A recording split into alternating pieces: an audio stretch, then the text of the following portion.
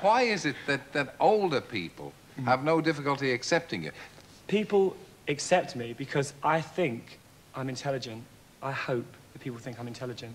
But intelligence is not normally a reason why people would like you. I think it is in rock and roll because there's so many dumb people.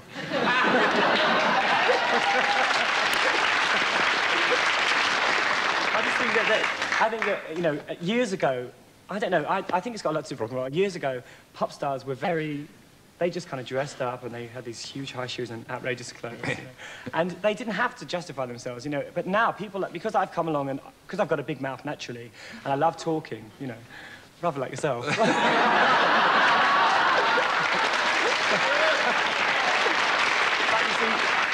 I mean, there are people who can bore you silly. I mean, you're quite charming when you talk to people. And, you know, you talk a lot. No, but you talk a lot, and I think that... Not tonight. You had to get one in. I just think that people like Boy George, and there are other bands like Annie Lennox, a lot of fantastic bands around, very talented people who look odd, but also have got some kind of explanation. They've got something to say for why they look the way they do.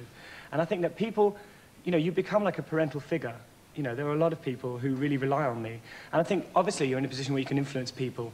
And I think if you do that in a bad way, then obviously you won't succeed. But if you do it in a positive way, you can really, really help people. And so it's the image first that will attract people to your music.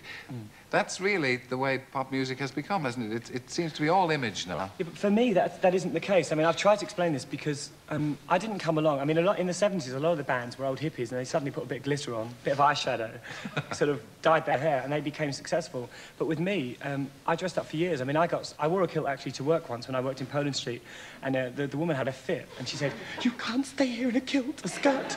You know, and she had one on.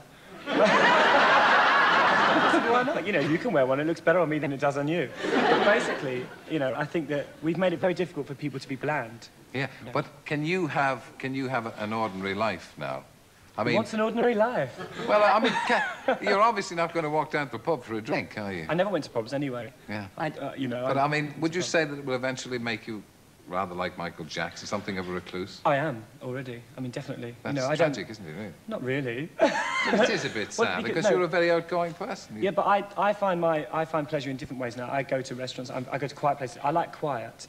It's funny. I've gone the opposite. Years ago, I used to go to clubs every night, and now because I'm surrounded by people all the time, I like to be quiet, you know. And also, I think like Michael Jackson, I channel all my energy into Culture Club. Otherwise, it wouldn't work. I mean, that's why we're successful, because we work hard. What about the O'Dowd family? How do they react to you?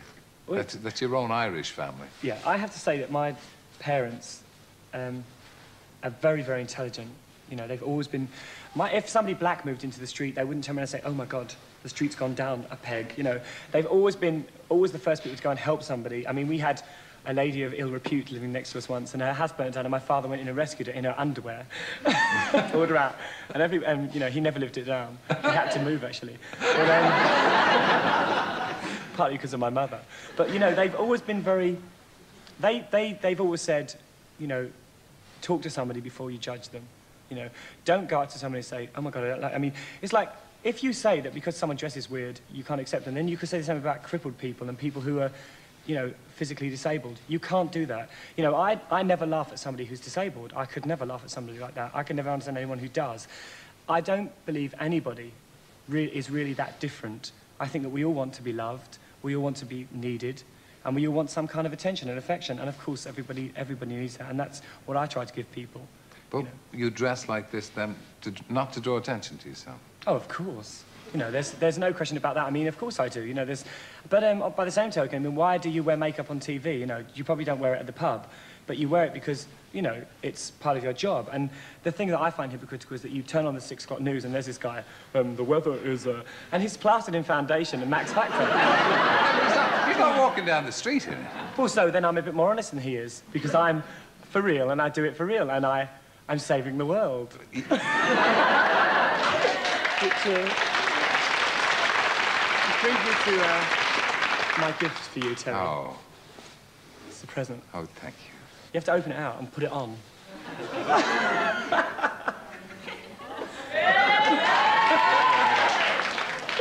Save the world.